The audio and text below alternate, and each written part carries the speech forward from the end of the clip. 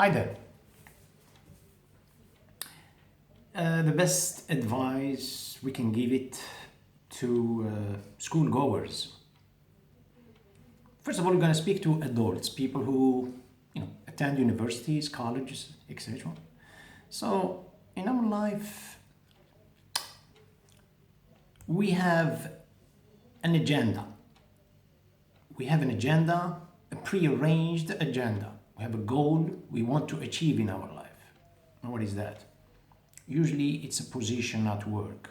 You can own a business, you can be business owners. We want to be like what we want to be in the future. This is our objective. So it is as if we prearrange or predetermine our destination. And then how to get there? We study. So we have to go to school, school, and try to, have a big, high diploma. Then, in order to achieve that goal, we need to study. We have to go to school. So good, very good. That's something is very nice. Sometimes it's our destination or our prearranged agenda. It is as if it is preventing us from seeing the alternative. We have things around us, probably more positive, more fruitful, productive, but we are occupied or preoccupied by our agenda that we have already prearranged, if it's correct.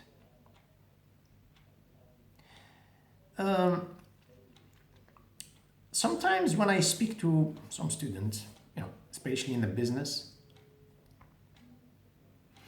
and I ask them, I said, when it comes to meeting, this is a business, okay? So it's a business environment. We say, what do you think in order to have a productive, fruitful, productive meeting? What you should do? I'm saying before you enter the meeting, this is to some of the students. I say, before you enter a meeting, what kind of intention you have to come up with in order to have a productive meeting? Consider yourself, you are in a work environment, in a corporate environment already. Some of them, they say you have to be aware of the agenda, which is the topic during the meeting. Some of them, they say you have to be a good listener, which is good qualities, very good. So I said before the meeting, this is what my question was. Most of the time, though, they don't answer these questions. They don't pay attention to this. I'm giving an example as a metaphor in a meeting. So, even if you are Mr. Perfect, Mr. Ideal, perfect, as they say in French, there's an expression for those who speak French, say, Monsieur je sais tout, Monsieur je connais tout, Monsieur parfait. You are Mr. Perfect. You know everything. You are a philosopher, etc. Leave a space for others to offer something. Don't go to the meeting with the full top. That's it, self-absorbed. Leave space for others. There is no kind of like something full. It's a container that is full, even if you are. Life, it is not like that. Life, if you are full, leave space for others to offer something. Like this, you're going to be, there is a complementarity.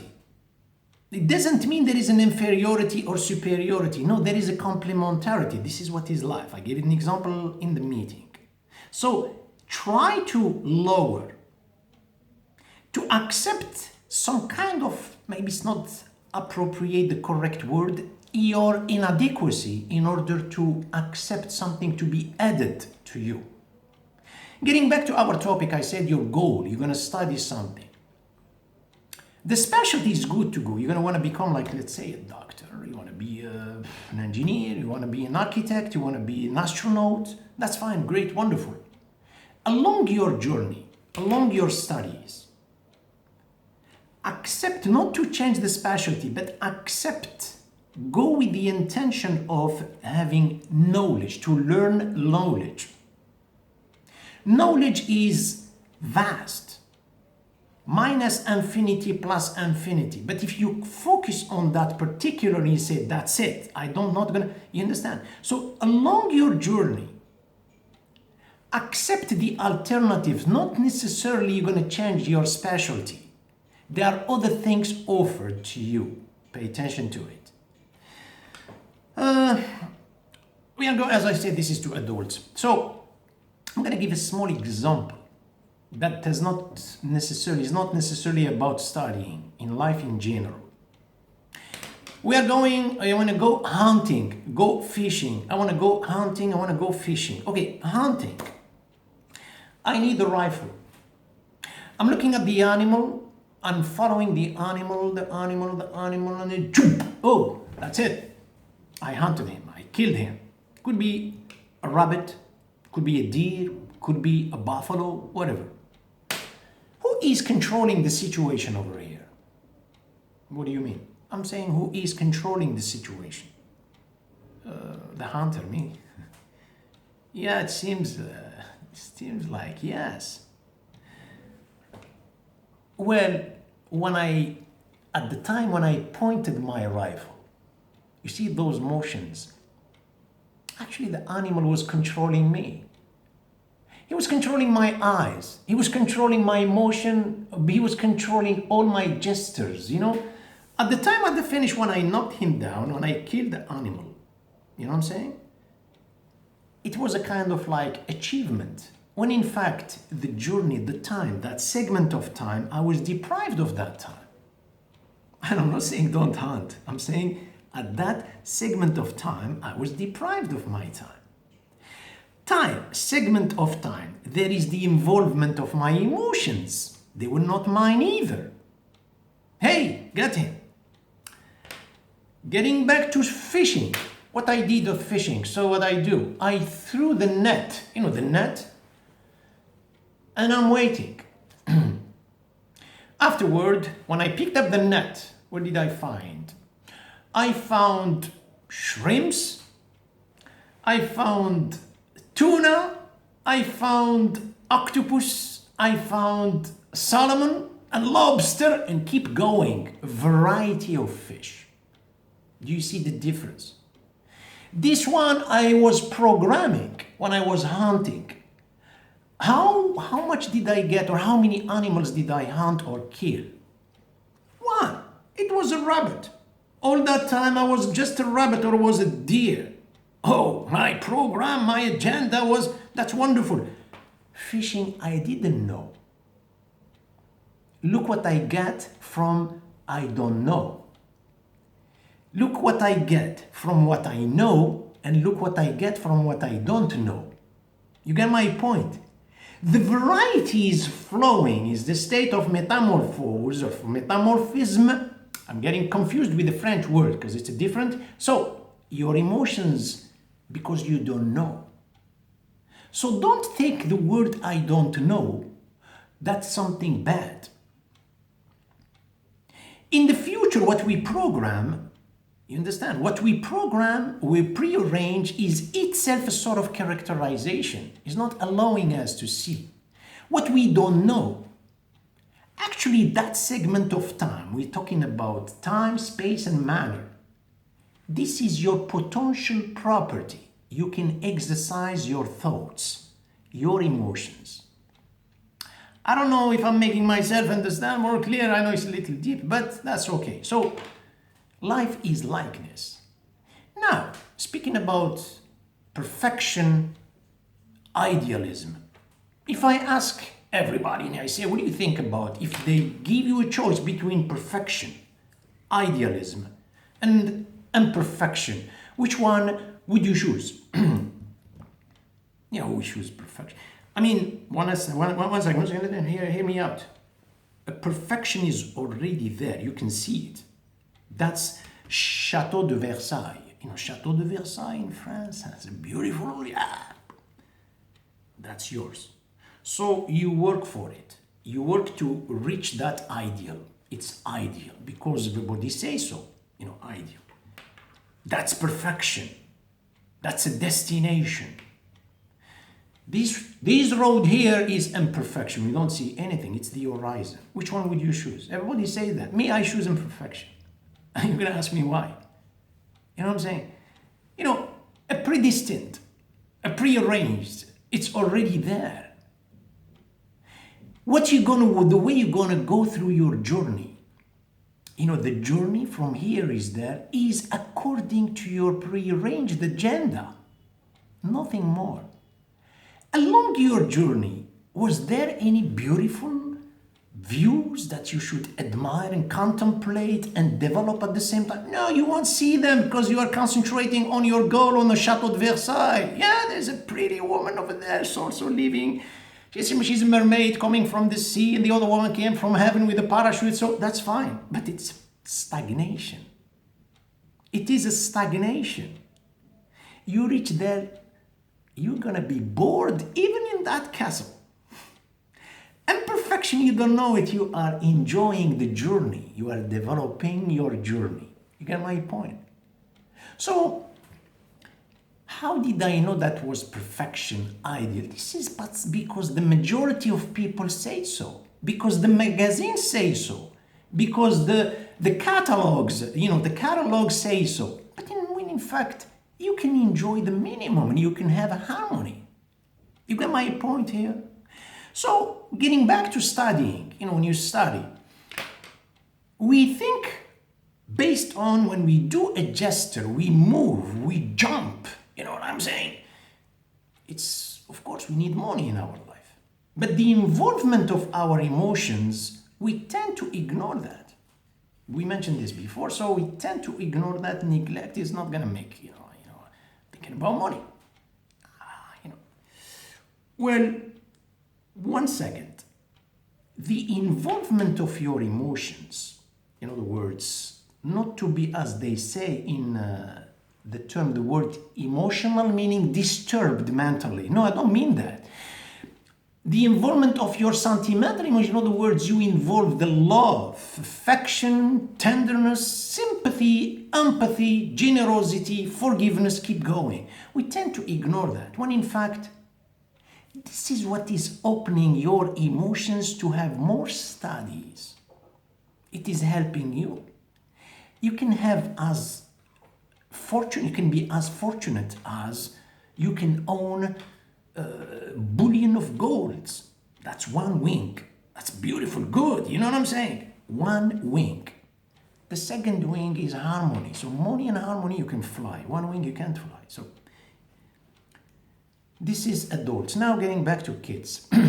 Kids, they go to school. What kind of things I can give, you know what I'm saying? There is a table of food. And there is a table in class where they study. Oh, please do not confuse. No. They are combined. The table of food is the table of the food of the body, and you have the table of the food of the mind. So they are together. And I'm not saying like this. They are together, parallel. The way we teach our kids, or the way we think about, look at the kids today, it's spatially westernized. Why? When you go to the Eastern philosophy, Eastern religions, etc., back then they were paying attention to these. Today, no. Today we don't have East or West. Everything is westernized. Is there an East? No, there's no East. There's no North, there's no South. Everything is westernized. So, spoiled boy. If the kid is eating, pay attention to what is he eating. If he drops a piece of crumb from his food on the table. Table is clean it. In such a way, I'm not asking you to pick it up from the floor. No, you pick it up from a clean table. Please, this is ridiculous. What is ridiculous? Come on, there is food on the table. You can eat. Why you have to pick up that crumb on the table? Pay close attention. I'm not talking about the food. It's a piece from your brain that fell down. I'm asking you to invite your kid to have a presence of mind. If your kid is sick, God forbid, he is in a coma, would you give $1 million to wake him up just to? Yeah, you would. this segment of time are being taken from him of absences of his mind, and you're not paying attention. When it falls down, pick it up, my son, pick it up. This is coming. You can be believer and non-believer, it's up to you. I'm not interfering with people's like religious background. Well, you say it's coming from God, be careful. Or coming from wherever it's your religion. Okay, so you pick it up, that's a puzzle of your brain. You leave it, you're losing your brain because the presence of mind. Now, getting back to school. You know, some cultures, they pay close attention to these hygiene, some others don't.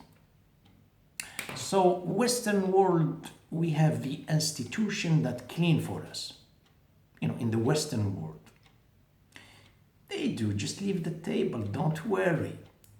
Is it the same when the institution that hires someone is going to come to clean if they do their job? Of course. Is it clean as you clean that place, the place where you study?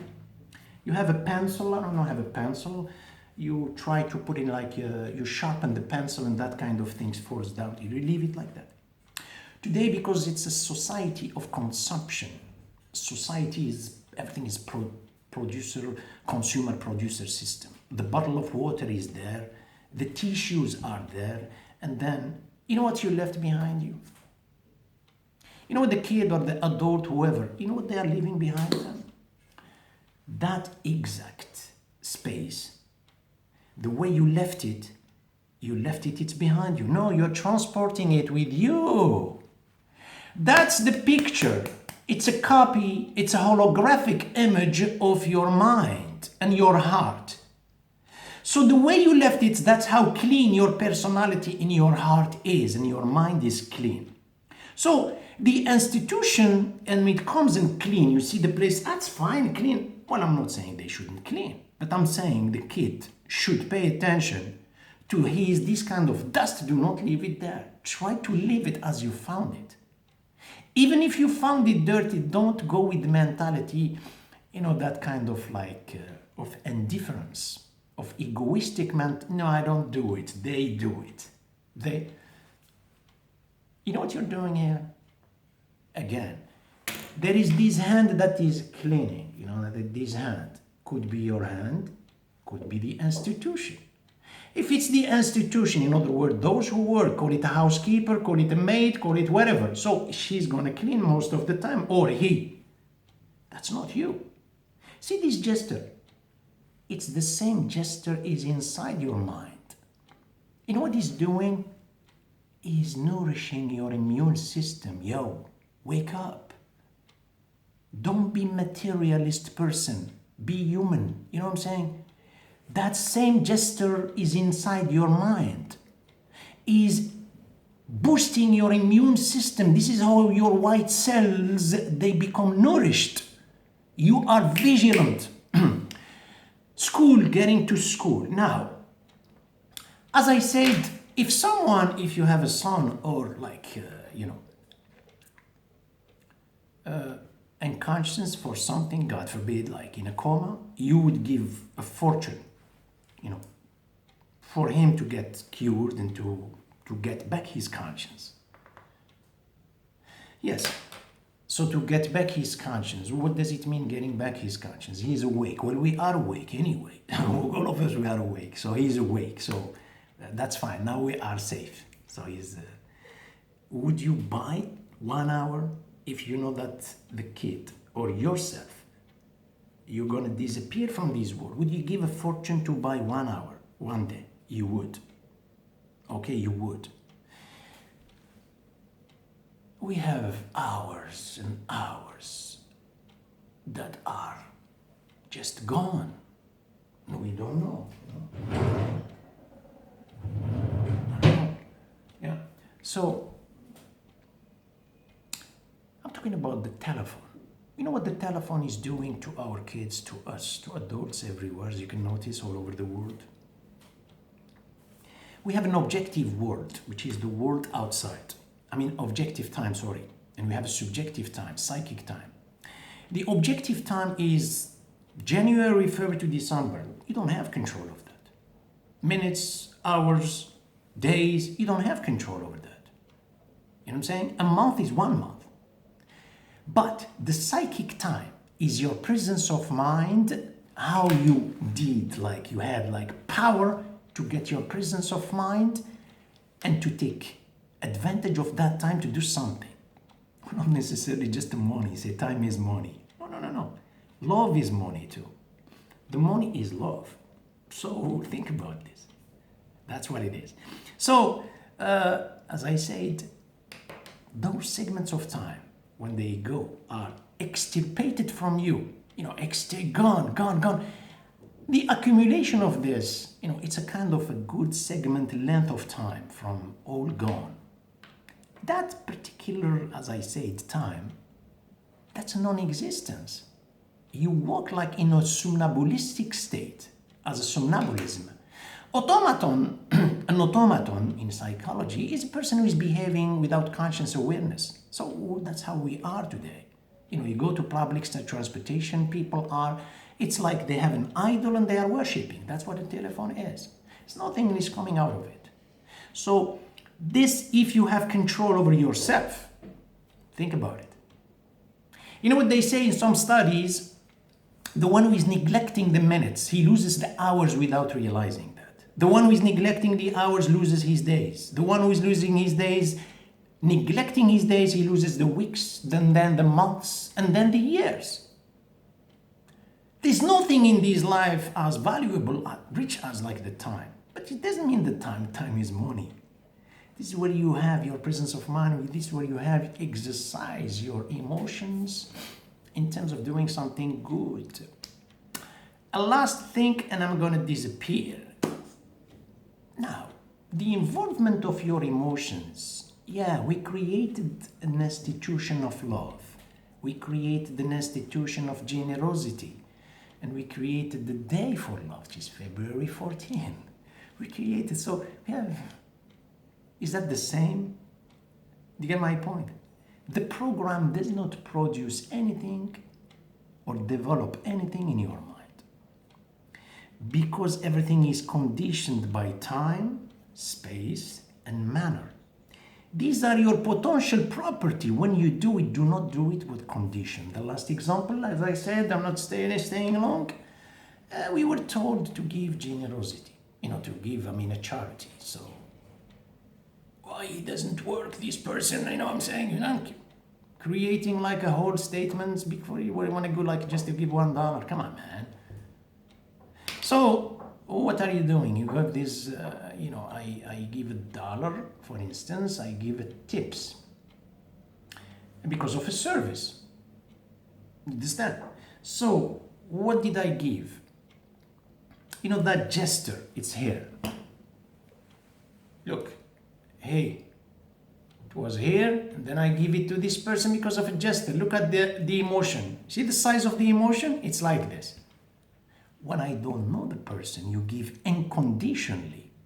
It's an old woman somewhere, you gave her. You helped her, you picked up her bag and you did it, you don't know her. Now, that old lady, she goes, she's way, I don't know her. That's the distance, that's the dimension of your sentimental emotions. And then you find yourself, you are sitting in a tent, it's not even a kind of a house. You feel happy. And the other one, he has like a big kind of like a castle, as I said earlier, Chateau de Versailles. It's boring. I don't know why it's boring. Because the space is outside world, it's not in your mind. Listen, thank you for your attention, close attention.